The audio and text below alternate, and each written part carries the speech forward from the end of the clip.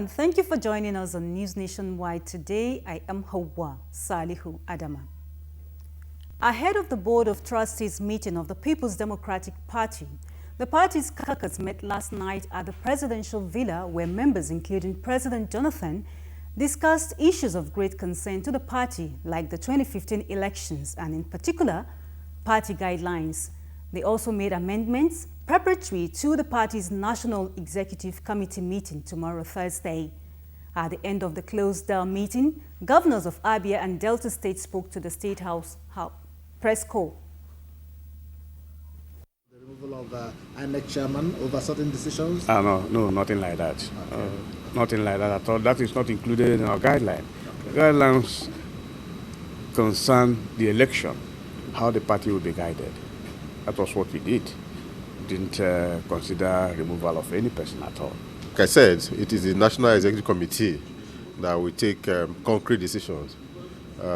What we just do here is to brainstorm on certain issues that we presented at the National Executive Committee meeting. So it's on that Thursday that a lot of the decisions that will guide us for the 2015 election will be discussed and decisions taken.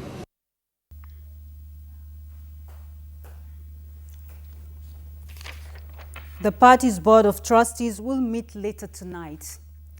And the People's Democratic Party has inaugurated an interfaith committee with a mandate to ensure a smooth and seamless relationship amongst its members. Correspondent Chinedu Obike reports on the inauguration, which was performed by the national chairman, Adamu Muazu, at the PDP headquarters in Abuja. The Interfaith Committee, as envisioned by the national chairman, Ahmad Adamu Muazu, will not only ensure collaboration and cohesion between the party, the executive and legislature, but will particularly lead to a robust and rancor-free relationship among PDP members in the executive and National Assembly. And we have seen the need to very urgently put up this committee to work out modalities, ways and means of interfacing with one another so that we have a very, very smooth working relationship, for especially between the legislature and the executive. Some members of the committee who are drawn from the various arms describe it as a bold and innovative initiative by the leadership of the party. Very important because it will help build the much needed synergy.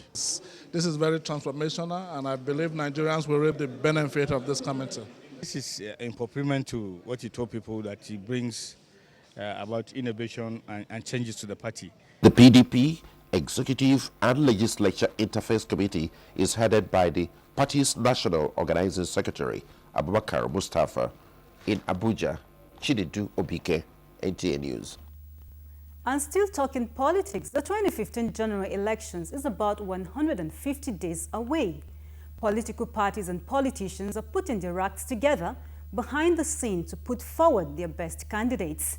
This is why elder statesman and South leader, Chief Edwin Clark, is appealing to the national leadership of the People's Democratic Party to adopt President Goodluck Jonathan as the party's candidate for the presidential race. He made a plea at a session of the caucus with the leadership of the PDP South Zone in Abuja. Mie Ogidi completes the report.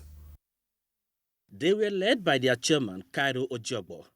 He made it clear that President Goodluck Jonathan has been adopted by the South Zonal Office of the People's Democratic Party as their sole candidate, while plans are on to ensure all-round victory in other elections in the zone. The issue won't dissipate energy, fighting at national convention and contesting elections and all those things. The zone have no choice than to see that come 2015 they vote a mass 100%. Chief Edwin Clark appealed to other zonal offices of the party to follow this direction.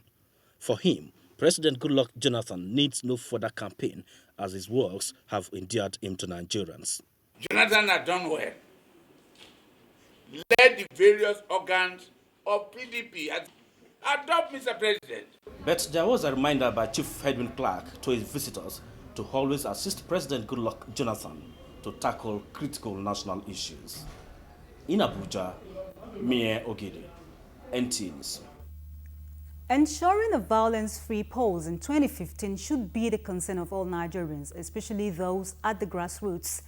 This position was made by the president of the Africa Grassroots Empowerment Organization at a media briefing in Abuja. Correspondent Aishatu Zango Abdullahi has the details. The group, a non-governmental and non-political, say now is the time for all Nigerians to unite and fight the violence that is trying to consume some parts of the country. What is happening now is amazing. So it's not the duty of my organization alone, it's the duty of every Nigerian. That's why we are calling for partnership. President of the group, Prince Gomene Namene, says the association is targeting the youths for their empowerment program. He added that this category of people are the ones usually used by politicians to perpetrate violence during elections. Africa might not be in Galilee. Africa might not be in KB. But I want to believe that the world now is a global community and that we have a way of passing information. AfriJo is currently partnering with the police force, National Orientation Agency, student union bodies, regional youth organizations, traditional rulers, community leaders, women groups, and religious bodies. In Abuja, Aishatu Zango Abdullahi, NTA News. We now link up with Jennifer in Lagos for an update on the collapsed synagogue building. Hello, Jenny. It's over to you. Thank you, Howard. Good to see you too, and welcome to Lagos. As search and rescue operations enter the 6th day, death toll at the collapsed building belonging to the Synagogue Church of All Nations has continued to rise. Amechi Pius reports that as at today, 70 bodies have been recovered and 131 rescued. Since the unfortunate incident that occurred on Friday at the Synagogue Church of All Nations, rescue operations have been non-stop, with officials of NEMA and other relevant agencies making frantic efforts to recover more bodies. A middle-aged woman was said to have been rescued alive at the early hours of today. We want to try as much as possible to conclude this operation. Presently now, we have 70 dead.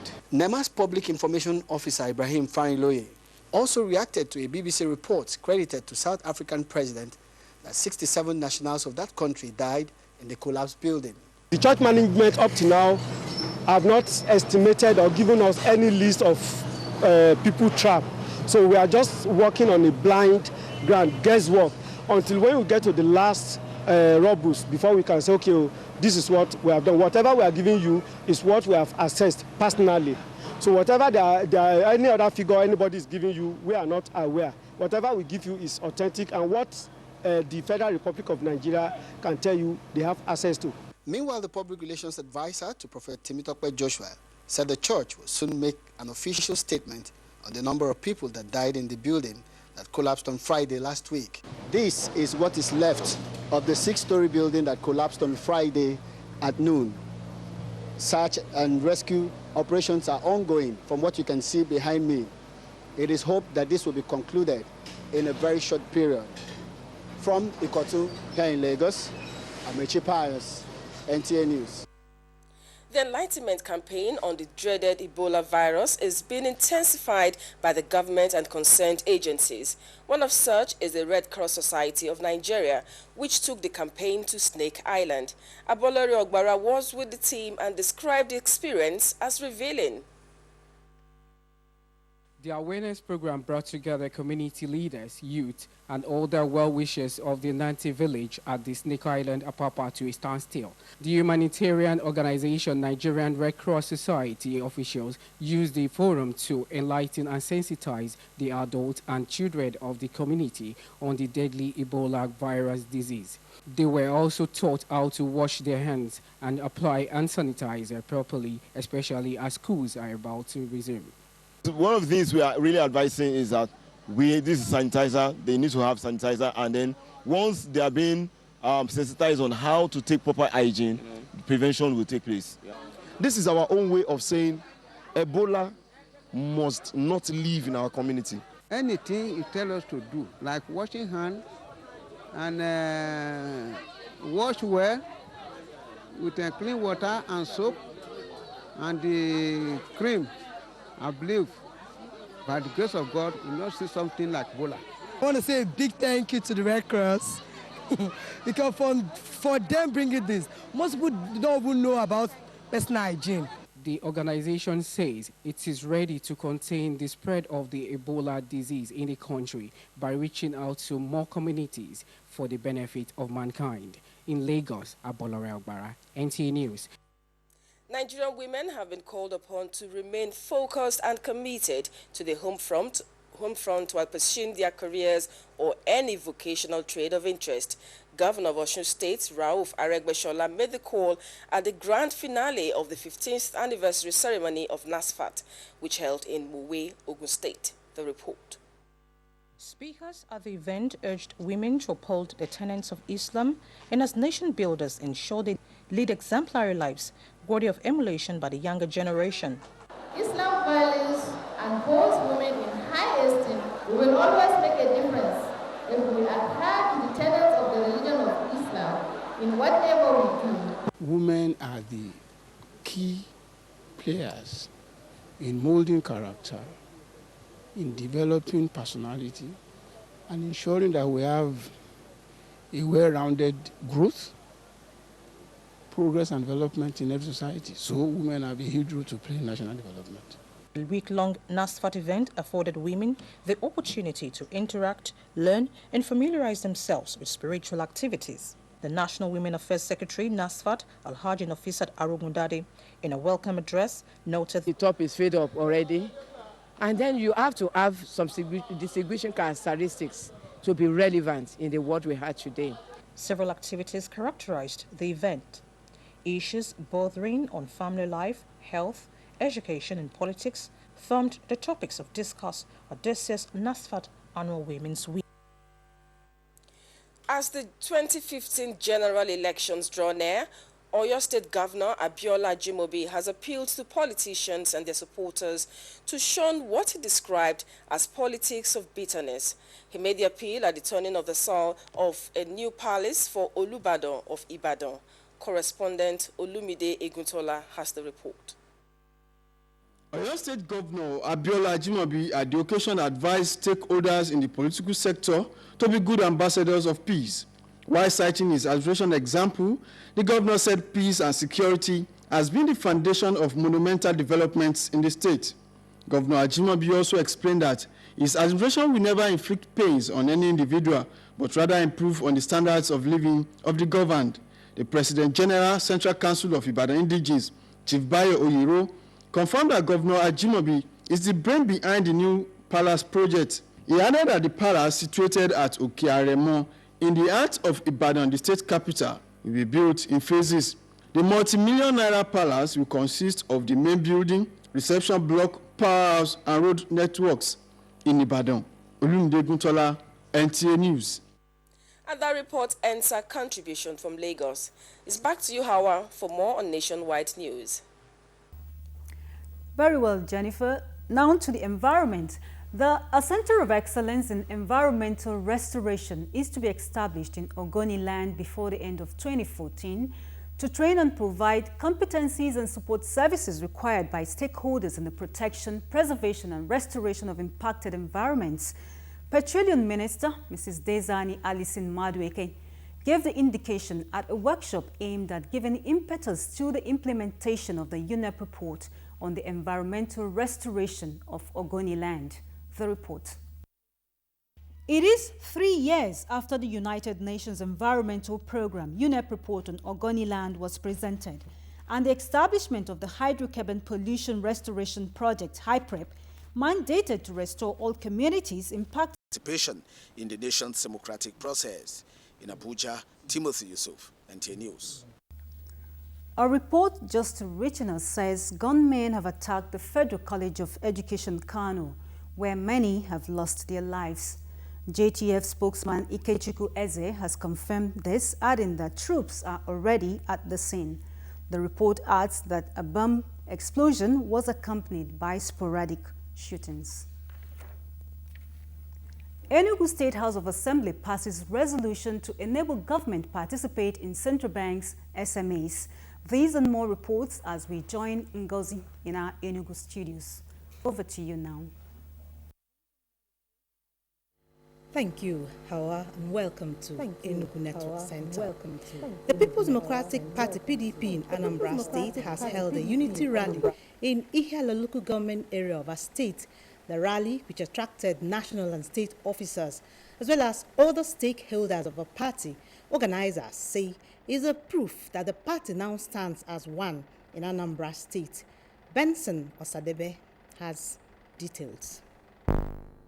Addressing the crowd that gathered to form a united front and formidable force for the ruling People's Democratic Party, PDP, the National Publicity Secretary of the party, Chief Olisa Meto, announced that the issue of factions in the party in Anambra State is now a thing of the past. Chief Meto added that the unity rally became necessary because a house divided against itself cannot stand. It means that for the first time in the last 12 years, PDP Anambra is completely united. We are united. As I'm here, all the principal actors, all the major stakeholders, they are completely in support of what our chairman, President Emeka, is doing. Collaborating the words of the National Publicity Secretary, other stalwarts of the party and some new entrants expressed happiness for the unity. They promised to contribute their quota towards moving PDP to a greater height in Anambra State and Nigeria at large. The president has done so well, and even more so for the southeast. The party has also proposed a mega rally in Oka, the Anambra State capital. Benson Osadebe, NTA News. The Enugu State House of Assembly has passed a resolution to enable the state government participate in the 220 billion naira Central Bank Micro, Small and Medium Enterprises Development Fund. Ijoma Ugwoke has details. The 220 billion naira released by the Central Bank of Nigeria is an intervention fund for micro, small and medium enterprises development. The motion moved by the leader of the House, Mr. Sunday Udokoye, urged the state government to participate in the fund. He said the Enugu state government has the opportunity to obtain 2 billion naira to be disbursed as loan to small and medium-scale entrepreneurs. The fund, he said, will boost economic activity in the state. After the resolution by the House for the state government to participate in the fund, the Deputy Speaker, Mr. Chime Oji, said the fund will assist the state to advance in its Millennium Development Goals. Number 7, 2014, a resolution of the House requesting the state government to participate in the 220 billion naira Central Bank of Nigeria Micro, Small and Medium Enterprise Development Fund. The House resumes sitting on 2nd October 2014 in Enugu, Ijomu Gweke, NTA News. The steady power supply in most parts of the country has been attributed to the close monitoring of installations of a National Electricity Regulatory Commission (NEC). Chinenye in this report sampled the opinion of residents of Enugu and its environment. The report. Electricity is one essential commodity that improves activities of man in his immediate environment and enhances development. From household equipment to industrial machines, the importance of electricity cannot be overemphasized. The yearning for steady power supply by Nigerians is gradually coming to an end, as observed by some residents of Enugu metropolis. The rate of power supply has really improved over the past 2-3 months. For the past few months now, the power supply has been very, very impressive. Other respondents, however, complained of unsteady power supply, even though they receive high bill from the electricity distribution company. They, however, appeal to government to come to their aid towards ensuring a reduction in tariff of electricity supply. In Enugu, Chinenye, NTA News. And that's how it's been from here. It's back to you, Hawa. Very well, Ngozi. The National Emergency Management Agency, NEMA, has commenced distribution of medical consumables and drugs to 14 hospitals within the Federal Capital Territory, where bomb blast victims were treated recently. Timothy Yusuf, who was at the National and Garuki hospitals, reports that the move is part of NEMA's effort in encouraging the hospital's quick response to emergencies. Among many that were rushed to various hospitals for medical attention. Because of the nature of the disaster, the hospital did not wait for anyone to pay money before giving him medical attention. This, among other reasons, is why NEMA, as one of the response agencies of government, is replenishing such hospitals with drugs and medical consumables. On behalf of the response agency, we as NEMA equally want to say that you people have been very, very wonderful, particularly during incidences of bomb blasts, in receiving and treating victims of bomb blasts, even without giving things like this.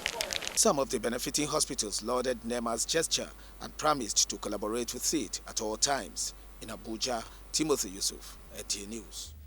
And still on health matters, as part of strategies to mitigate the occurrence of the Ebola virus disease, officials of the Federal Ministry of Health are going around the country to train health workers in the 36 states and the Federal Capital Territory. The program, which is in line with the resolution of the National Council on Health, is aimed at providing participants with necessary knowledge and skills to forestall the spread of the deadly disease. Dauda Mohammed reports that Niger State health workers are the third group to benefit. The training of health workers is one of the strategies mapped out to curtail the spread of Ebola virus disease in the country. Director of Disease Surveillance, Federal Minister of Health, Mrs. Olabumi Ojo, called on the state government to ensure other health workers are trained on the disease, saying that with proper training, the disease will be adequately tackled. I'm really happy seeing other people that are actually not part of the people identified earlier from the Federal Ministry of Health being on the ground. I want to believe that people will take back and the government will also support the training down the line. Niger State Commissioner for Health and Hospital Services, Hajia Hadiza Abdullahi, represented by Dr. Ibrahim Tifi and other speakers, commended the Federal Ministry of Health for the initiative and enjoined the participants to cascade the training to the larger group of health workers in the state. Participants of the training are drawn from all the health facilities and relevant departments across the state. In Mina, Dauda Mohammed, NTA News. Some government agencies in partnership with a non-governmental organization have flagged up a campaign tagged Operation Back to Basics. The flag of which held at the Federal Secretariat Abuja intends to revive and restore lost ethical values in the society. Ngufan Shaji has the details. Campaign is targeted at social reconstruction in the society to set moral standards. The campaign is also to help remodel children and youth with sound character for leadership and sustainable development. Organizers say the program became necessary as a result of the current crisis threatening national peace and unity of the nation. They add that their goal is to ensure the youth who have become instruments of threat to the country's future have a rethink. So I lost golden values, the value of dignity of labor, the value of respect to elders, value for human life. Some approaches employed by the Back to Basics campaign include moral education and attitudinal reorientation, skills acquisition workshop, economic empowerment and youth agricultural advancement programs. The organization hopes that these campaigns will, at the end of the day, restore peace, godliness and order in the society, which is the bedrock for sustainable development. In Abuja, Gufan Shaji, NTA News. A two-day workshop organized by the Ministry of Labor and Productivity to identify challenges affecting the implementation of job creation strategies has opened in Abuja. Chinedu Obike completes the report. The National Summit, which afforded stakeholders the opportunity to discuss employment issues in 2009, provided the basis for the workshop aimed at exploring the challenges of implementation. The workshop is also aimed at building the capacities of professional labor officers to acquire skills, aptitudes, and competencies that would enable them to contribute constructively to the ministry's drive towards achieving the milestones contained in the National Action Plan on Employment Creation, NAPEC document. The Director of Employment and Wages, Mrs. Jessica Okpuno, observed that the 2009 summit identified areas with potentials for job creation and was hopeful that the workshop will look at the challenges hindering the implementation efforts. The workshop is set to examine the challenges of the implementation and to come up with recommendations which will be integrated into the national employment policy. The workshop is being attended by the principal officers of the federal ministry from across the country. In Abuja, Chinedu Obike, NTA News. The Pension Reform Act 2014 has altered the dynamics of the pension environment in Nigeria and expanded the pension port, which places extra responsibilities on civil servants. ADAGO reports that a seminar to sensitize public servants on the new reforms has been organized by the Bureau of Public Service Reforms. By the Bureau of Public Service Reforms to sensitize public servants in relation to ongoing reforms in the public sector. The Director General of the Bureau, Dr. Joe Abba, said the seminar aims at assisting public servants get acquainted with the reforms and its implication. A means of disseminating information about government policy, which is one of the key mandates that the Bureau of Public Service Reform has. The reform in the Pension Act include the requirement of 18% minimum contribution of monthly emolument, which covers states and local government employees. The reforms were intended to address all issues arising from the earlier acts. They also identified areas that needed to be strengthened and deepened so that the contributor, you and I, would get the maximum benefit from the pension reform. The participants are of the view that though reforms are desirable, implementation often presented challenges. If the pension laws is fully implemented the way it is, then a lot of things will be done. The contributory pension scheme was introduced in 2004 to make it compatible with what obtains in other parts of the world. ADAGO, NTA News.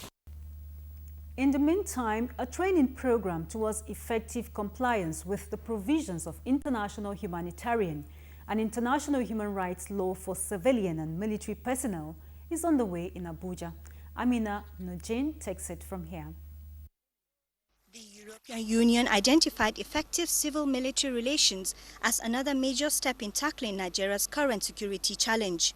The program is therefore offering Nigerian armed forces and law enforcement agencies the opportunity to boost their capacity in civil-military relations during military operations in line with international best practices. This type of project, dealing with a complementary approach to the traditional conduct of counter-terrorism and counter-insurgency operations, is the first one in Africa.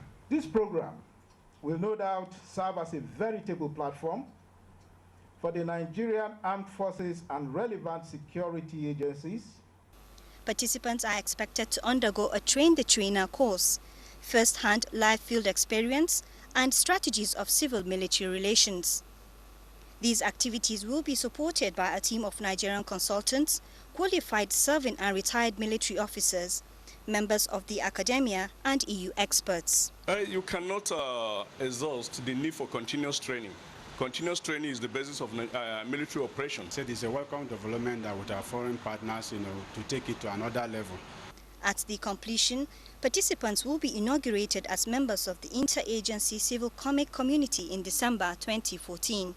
In Abuja, Amina Nujaim, NTA News. The federal government has constituted an agricultural economic policy working group with a mandate to review and document all existing policies under the agriculture transformation agenda. The initiative is to ensure sustenance of the successes recorded under the transformation process. Musa Baba Aliu has more. Members of the policy working group are drawn from the academia with a mandate of documenting and appraising the 4 years agricultural transformation policy of the federal government.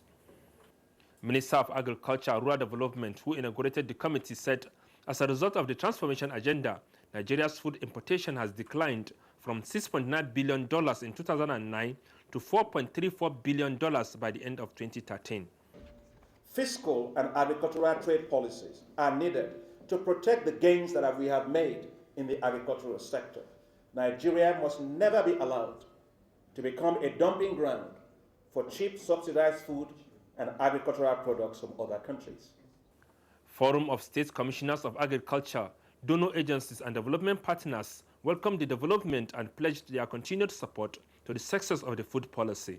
Now is the time to look at the lessons that have been learned, to capture the essence of what we can bring forward, the universal elements. We believe this is going to change the fortune of our agricultural sector. The agricultural transformation agenda is one of the vision of President Goodluck Jonathan to reposition the sector, thereby boosting the economy and domestic food production. In Abuja, Musa Baba Aliyu, NTA News. Sports now. Obafemi Martins in top form in American Junior League Soccer as Real Madrid begins title defense on a winning note. Amanzi Marcus has more on sports update.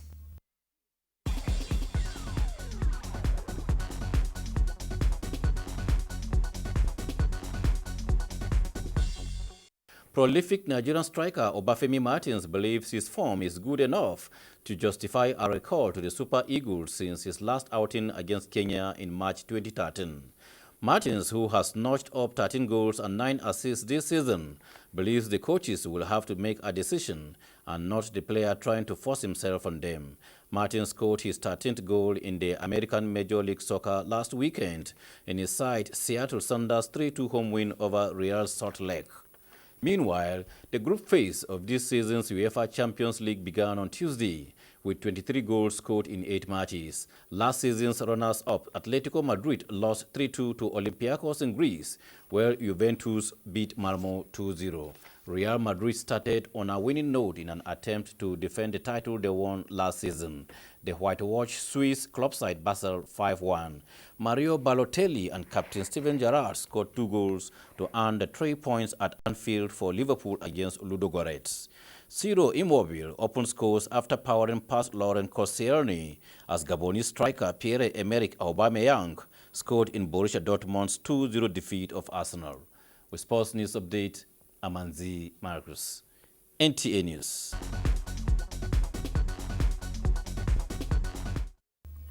And here's a reminder that it is your right to challenge anybody suspected to be involved in unwholesome activities around you.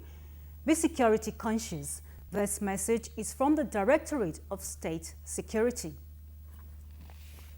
And that's all from our newsroom for now. We thank you for being part of Nationwide today. More reports at 7 and News Extra. Good evening.